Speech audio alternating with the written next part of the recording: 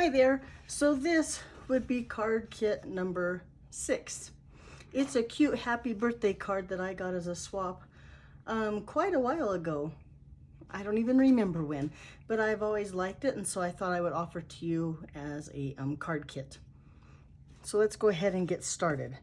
So with this card, we're going to be using the Round the Corner stamp set and the Wild Rose dies. Now, I think if you had another stamp set that was 2 pieces, maybe, happy birthday or thinking of you, I think you could use other stamp sets on here if you don't happen to have the stamp set that I'm using. So this is another card that you could substitute what you have, but that's what I'm going to use in today's card. This is what the kit looks like. Put the envelope aside. I'm going to put these aside too so I don't lose those little pieces there. Okay, we're going to start stamping on the basic white.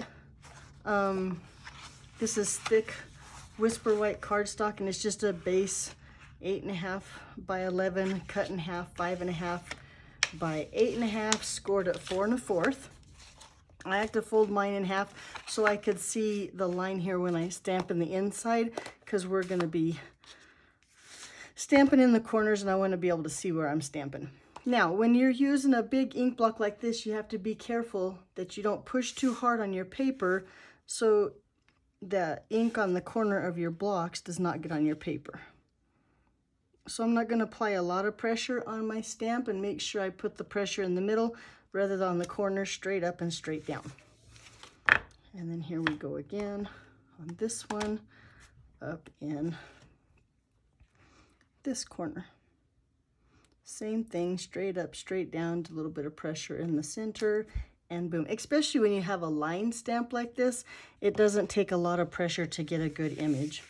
So then also in your kit, you have a 2 3/4, by 2 3/4 inch square, and that's where I'm going to stamp It's Your Day. It has some little birthday candles, and of course that, I call it a wing-a-ding. I don't know what else those are called. I call everything a wingy-dingy when I don't have a name. So that matches the inside though on the corners there. Nice, we're all done stamping.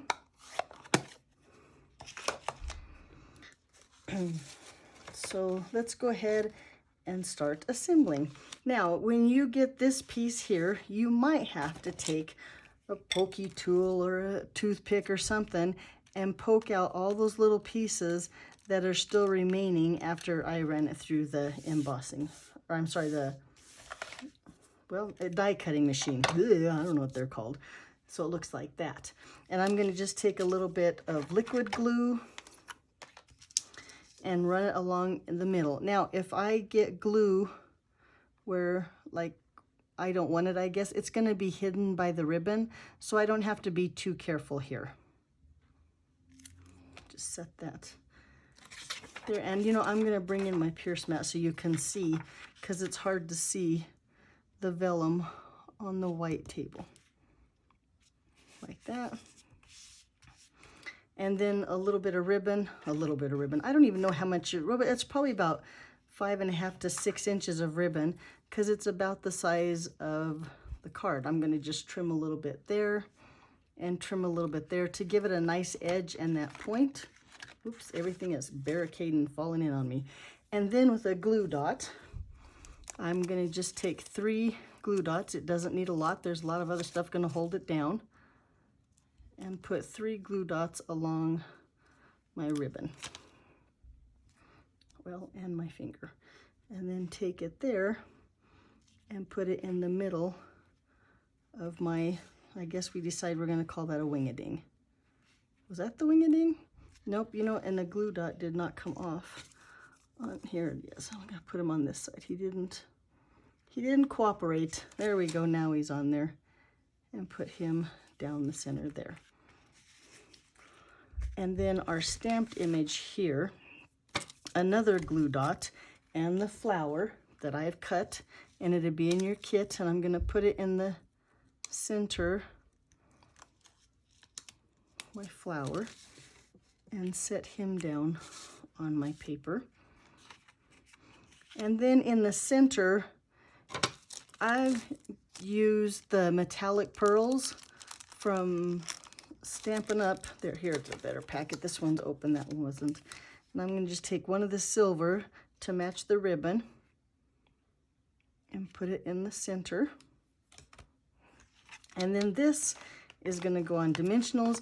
Now, since this is gonna go on top of the ribbon, I'm gonna try to avoid, and I just smeared it. Let yours dry. Mine's a little smeared, but I think I'm okay with it. Go here.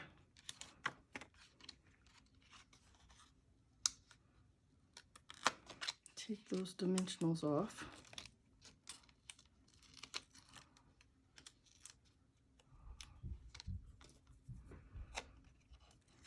And put that.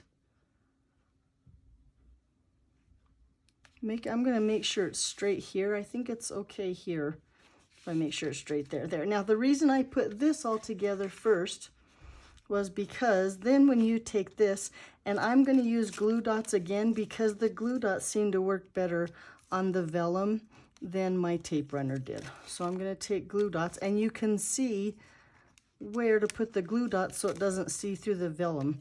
I hope that makes sense.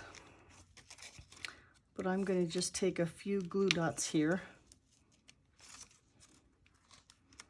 behind all the other embellishments on my card to hide them so you don't see them through the vellum on your card front. And then here's a piece of Pool Party. We're done with that. Pool Party here is 5 1/4. No, I beg your pardon. It's 5 by 3 3/4. And the vellum fits right on top of there. And then this piece is going to go with a little bit of snail onto my card base here, like that. And now that's pretty as it is, but then I brought in the holiday rhinestone packet. Now this packet's not in any catalog, it's just on the carryover from the holiday catalog. So well, just so you know, you won't find it in a catalog. It's in the carryover products from the holiday catalog, like I just said. And we'll just put some bling on there, and there you go, card kit number 6. So if you have any questions, or if you're interested in any cards, you just comment below, and I'll answer all the questions I can and help you as much as I can. Thanks for watching. Bye-bye.